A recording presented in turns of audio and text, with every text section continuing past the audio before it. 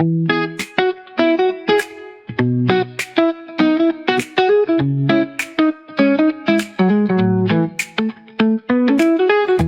una buena pregunta. Yo tenía un hermano dominico y siempre me gustó, pero sobre todo la parte de misiones. Yo era un gran admirador de familia, de San Francisco Javier. Y en alguna excursión de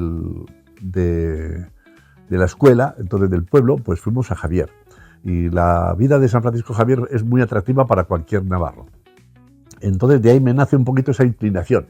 Y entonces, como tenía también un hermano dominico, pues la forma también de ir a estudiar pues fue esa, una inclinación. Y luego, sobre todo, el convento de Villaba se llamaba Convento Valentín de Berriochoa.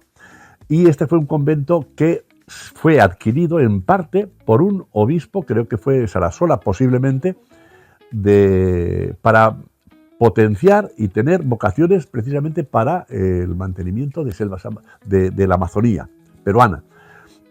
Y ahí se fue incrementando un poquito la inclinación y luego, pues bueno, ya vienen pues los misioneros de Perú que venían a hablarnos, Padre José, pues ya es un poquito quien refuerza más o menos esa inclinación. Y de siempre tuve. No me atrevo a decir, porque luego se dice esto a lo mejor, pero yo creo que de no haber sido porque quería ir a misiones, yo posiblemente no hubiera sido religioso, bueno, siempre, pero bueno, sacerdote. No me atraía nada de ir a una parroquia o dar clases en un colegio. No era mi atractivo. Mi atractivo era ir a misiones. Y ese fue. Y puedo decir que luego cuando fui y vi lo que había, lo he dicho muchas veces porque es una de las verdades que llevo conmigo. Encontré, no diría satisfacción, sino que la realidad superaba a todo lo que yo imaginaba. Yo fui a Puerto Maldonado, a una misión que se llama El Pilar, y ahí me encontré con la gente, llamaban entonces los mascos, pero son los amaracairis, que conocían al padre José Álvarez y procedían del río Colorado. Habían salido a Sintuya y a las cabeceras del Madre de Dios, que luego fue otra de mis presencias ahí en esa zona. Y bueno, pues visitaba todo esto y fue realmente muy bonito. Y ahí estuve 3 años donde pude decir que reforcé mi inclinación por vivir ahí, en las misiones. Bueno, ese proceso fue largo y luego pues ya viene pues toda la andadura de los puestos donde más o menos he estado.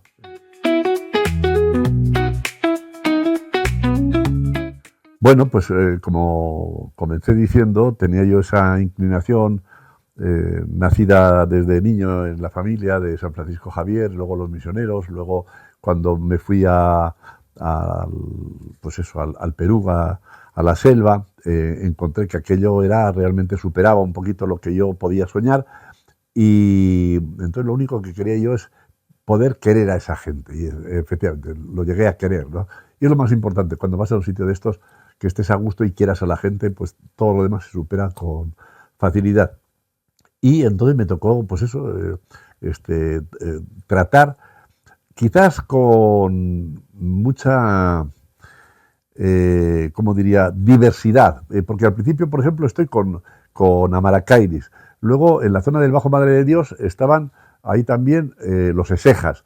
Después, machiguengas también había en ambos sitios. El machiguenga viene a ser un poquito como la cultura de unión entre los diferentes grupos nativos. Luego, aquí, nahuas, xaranaguas, yaminaguas y amahuacas, etcétera. Y ese fue el problema un poquito por el cual yo no he aprendido un idioma bien. Aunque, como estuve cierto tiempo con los amaracairis, entendí un poquito y, bueno, tengo alguna anécdota simpática también de poder hablar en amaracairi, pero bueno, no hablo ningún idioma bien.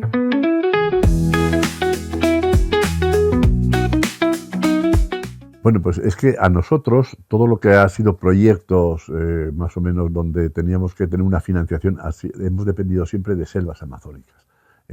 Tanto en las catequesis en los distintos sitios, todo esto se ha hecho a base de viajes. Los viajes son carísimos. Un viaje de estos que les digo, por ejemplo, de ir desde Sintuya, por ejemplo, al Alto Manu, pues a lo mejor eran 15 días de motor fuera borda, y claro, son viajes costosos en combustibles y en cosas, Y todo esto ha dependido de selvas amazónicas. Y luego, como si dijéramos, la consecuencia de todos estos viajes suponía que había un proyecto de formación y de educación, los famosos internados. Entonces se bajaba gente a los internados que luego volvían a sus comunidades y eran realmente gente formada, que nos conocían, y aparte de eso, pues bueno, yo les puedo decir eso, cosas espectaculares. Tenemos profesionales nativos en algunos sitios donde hemos estado desde el principio, muchos, y en otros sitios, por ejemplo, del grupo este que les digo, Saranagua, tenemos ya profesionales en educación de estudios normales, etcétera, etcétera. Bueno, y, o sea, la educación y la salud, en un principio todo dependía de selvas amazónicas. Y claro, eso es un valor que a veces no sé si lo publicitamos normalmente, pero todo, o sea, todo. Catequesis, salud y educación es selvas amazónicas. Y nosotros hemos sido simplemente un eslabón de la cadena donde hacíamos llegar todo lo que aquí se esforzaba, porque yo siempre he dicho, los misioneros no son solamente aquellos que están en primera línea. Misionero es aquel que desde aquí, bien sea con sus oraciones o con sus medios, colabora. Esto llega para que pueda hacerse allá un trabajo de promoción, sobre todo religiosa, social, cultural y salud. Y a nosotros tenemos la satisfacción de ser testigos de que realmente ese trabajo que se hace pues da una satisfacción, que a lo mejor el que lo da con buena voluntad, pero nosotros disfrutamos de, mira, fíjate, esto que me han dado, yo tengo cosas que he salvado la vida a gente. Voy a contar brevemente una anécdota. Resulta que cuando vino el Papa a Puerto Maldonado, teníamos que pasar del río Urubamba al Madre de Dios, que es a Puerto Maldonado. No había posibilidades, y yo tenía que subir todo el río Urubamba, pasar el Pongo Mainique, llegar a Cuzco y bajar. Y yo tengo que decir la verdad, y que me perdone el Papa, pero decía, ¿a qué viene este señor aquí y nos va a dar este problema? En casi tiempo, el mes de enero creo que era, plenas crecientes, vamos a pasar el Urubamba, una de las canoas se nos voltea, se ahoga gente, y digo yo, ¿para qué vendrá? La verdad es que luego surgió una situación en la cual pudimos, por gestión de David, etcétera, y algunas empresas, pudimos tener vuelos, y fuimos en vuelo. Y realmente fue espectacular. La venida del Papa fue algo, toda la gente quería aquello, bueno, pero a lo que voy. Resulta que yo en Amaracairi, pues había un grupo de gente que bajaban de la zona de Colorado allá, y había un montón de muchachas, internas, etcétera. Y yo les hablé en su idioma, Guatone, significa mujer. Y bueno, les saludo y tal, y claro, ya no me conocían, eran jovencitas, menos una, que es una chica sobresaliente, que bueno, ahora tiene un recorrido muy grande porque es una líder, con una forma así muy de ellos, que es así muy eso, me dice, se me presenta y me dice, yo te conozco, sí, tú me conoces, porque era jovencita. Dice, pero si yo llevo tanto tiempo, sí, a mí tú me salvaste la vida. Me dice, ¿yo? Si no te conozco y tal y cual. Y me dice, sí, a mí me contó mi mamá que cuando yo era muy pequeñita, sin tuya, y tú cogiste tu carro de entonces y me llevaste a Cuzco, y yo me iba a morir, y entonces me salvaste la vida.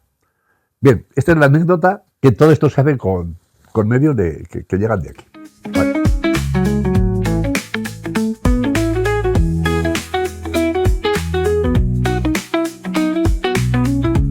Ir y predicar el Evangelio a todos los pueblos.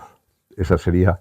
Y estos son los pueblos más necesitados, porque desde que empiezan a tener un contacto con la cultura occidental, que han sido realmente machacados, porque cuando llegaron allá, por ejemplo, a Sepago, los primeros misioneros, había un sistema de esclavitud.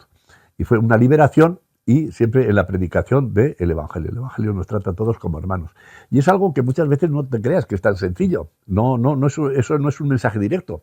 Porque muchas veces cuando haces el bien, dicen, bueno, el padrecito que dicen allá, para eso está. Como diciendo, su obligación es así. Bueno, pero otros reconocen y dicen, no. ¿Cuál es el motivo de esto? Tratarlos como hermanos. Es el mejor lenguaje. Aunque no hables el idioma de ellos, si los tratas con cariño, les ayudas en las necesidades, ese lenguaje se entiende en todas partes del mundo. La duda es muy, muy simple. Mi mejor experiencia, pues bueno, yo he tenido hitos muy interesantes en la zona. Cuando estuve en eso, hicimos un puente ahí en el río Urubamba, después y son procesos largos, simpáticos, el contacto con la gente también.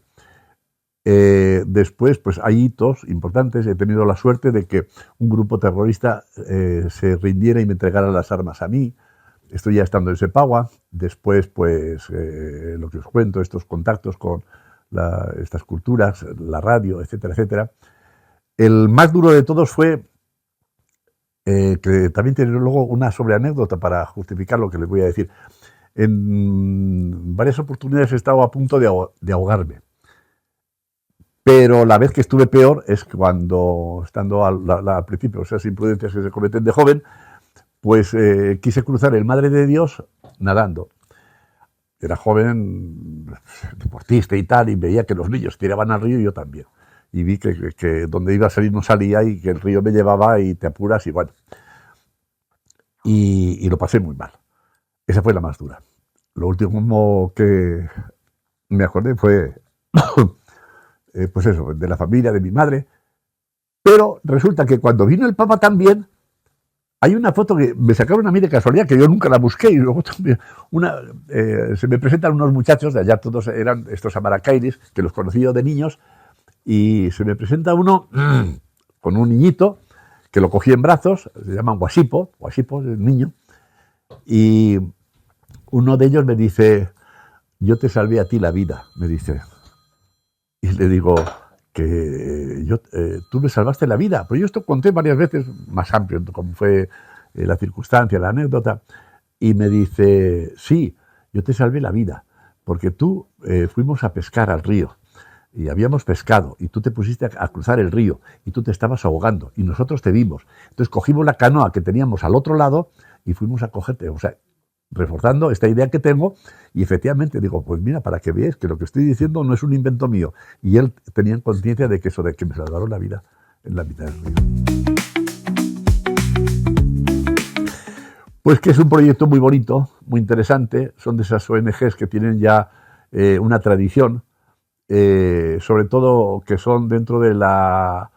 Yo siempre favorezco mucho todo esto, porque el misionero va más allá que una ONG. Tiene ciertas perfecciones que no tienen las ONGs en general. Y me explico. Cuando uno, por ejemplo, tiene una especialidad de ONG, por ejemplo, vacuna contra el sarampión, tienen unos fondos, llegan a una comunidad y se encuentran, por ejemplo, que tienen que vacunar contra el sarampión. Y llegan con una parafernalia, por ejemplo, de un bote, gente, enfermeros. Y resulta que tienen uno que no tiene sarampión, pero se está muriendo de no sé qué.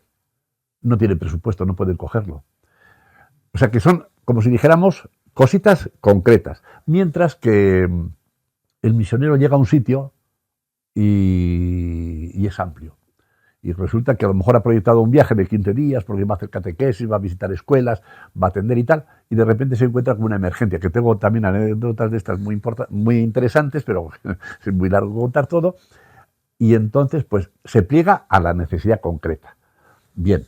Esto es una especie, como si dijéramos, de diferencia con una ONG que tiene unas limitaciones. El misionero es más amplio.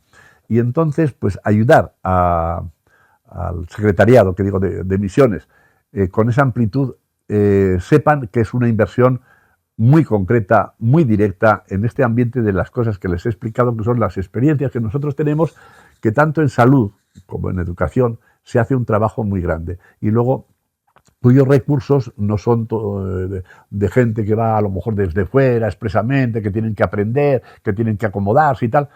Somos gente que tenemos ya una experiencia larga y que los fondos que llegan se invierten de forma directa, muy mesurada y con una eficacia pensamos que grande.